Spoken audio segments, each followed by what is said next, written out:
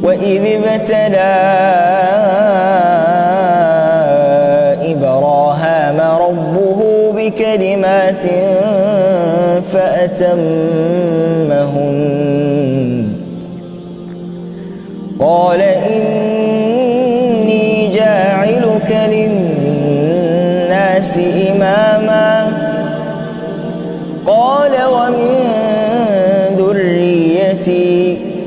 قال لا ينال عهدي الظالمين وإذ جعلنا البيت مثابة للناس وأمنا واتخذوا من مقام إبراهام مصلى وعهدنا إلى إبراهام وإسماعيل أن طهرا بيتي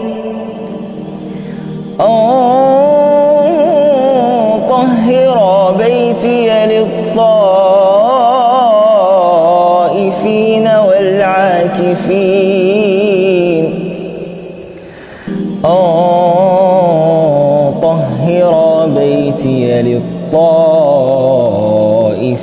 والعاكفين والركع السجود وإذ قال إبراهام رب اجعل هذا بلدا آمنا وارزق أهله من الثمرات من آمن منهم بالله واليوم الآخر قال ومن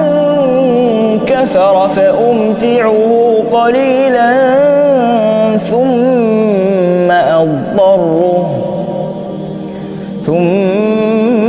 أضطره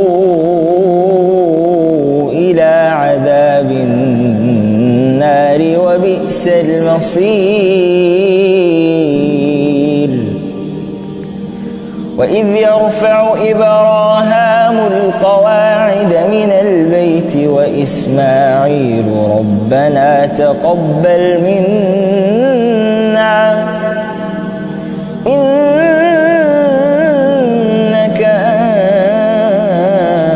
أنت السميع العليم ربنا واجعلنا مسلمين لك ومن ذريتنا أمة مسلمة لك وأرنا مناسكنا وتب علينا إنك أنت التواب الرحيم ربنا وابعث فيهم رسولا منهم يتلو عليهم آياتك ويعلمهم الكتاب والحكمة ويزكيهم إنك أنت العزيز الحكيم ومن يرغب عن ملة إبراهام إلا من سفه نفسه ولقد اصطفيناه في الدنيا وإنه في الآخرة لمن الصالحين إذ قال له ربه أسلم قال أسلمت لرب العالمين وأوصى بها إبراهام بنيه ويعقوب يا بني إن الله اصطفى لكم الدين فلا تموتن إلا وأنتم مسلمون أم كنتم شهداء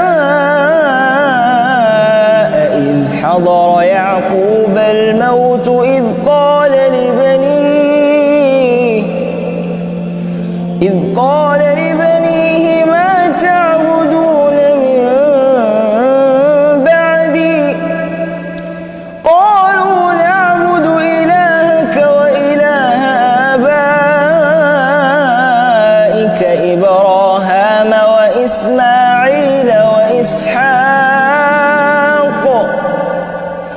إلها